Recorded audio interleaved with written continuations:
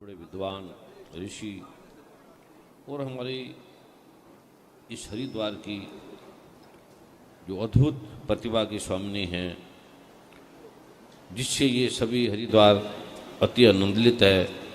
सभी हरि चेतनानंद जी, जिनकी वाणी में प्रखरता है, प्रेम है।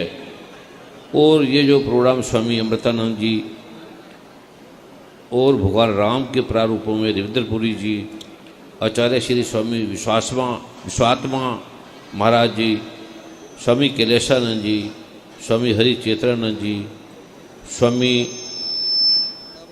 दामोदर दास जी, हरि वल्लभ दास जी, विष्णु दास जी, चित्रलेखा बहन जी, स्वामी रविंद्रपुरी जी और सतपाल ब्रह्मचारी जी, स्वामी शेषरानंद जी और योगी जी, जितने महान बैठे हैं, और हमारे महान देश की दशा बदलने वाले स्वामी रामदेव जी, इन्होंने जो बोला, इन्होंने जो कहा, वो पूरे जीवन का दृश्य कह दिया। पूरे जीवन में उसके बाद कहने की जरूरत नहीं है, किसी को भी नहीं है।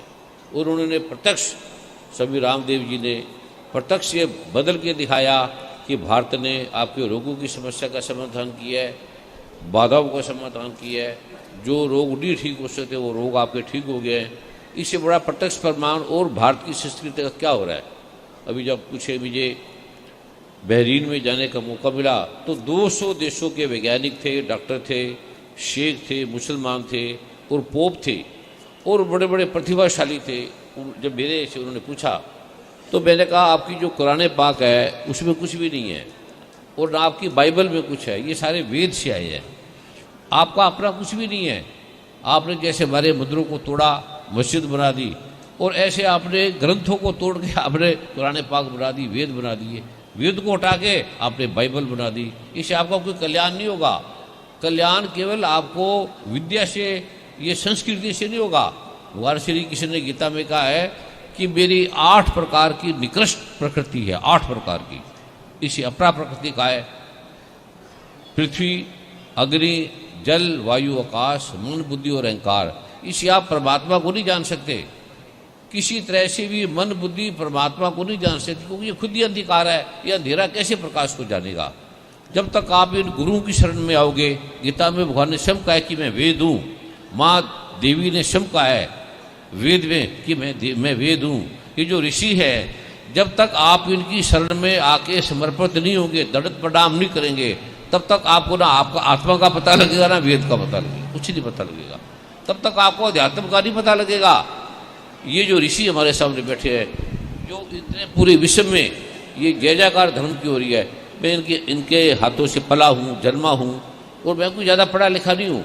इन्होंने आशीर्वाद दिया, आशीर्वाद से आज पूरा विश्व मंत्रों से ठीक हो रहा है। 5-5 मिनट में सोराइसिस तक, जिसका इलाज नहीं है दुनिया में, जिसकी 50 लाख रुपए वो 1 महीने की लेते हैं, वो ठीक नहीं होता, और वो 5 मिनट में मंत्रों से ठीक हो जाता है। फंगल इन्फेक्शन, एलर्जी, जिसका कोई इलाज नहीं, वो 5 मिनट में समाप्त हो जाती है।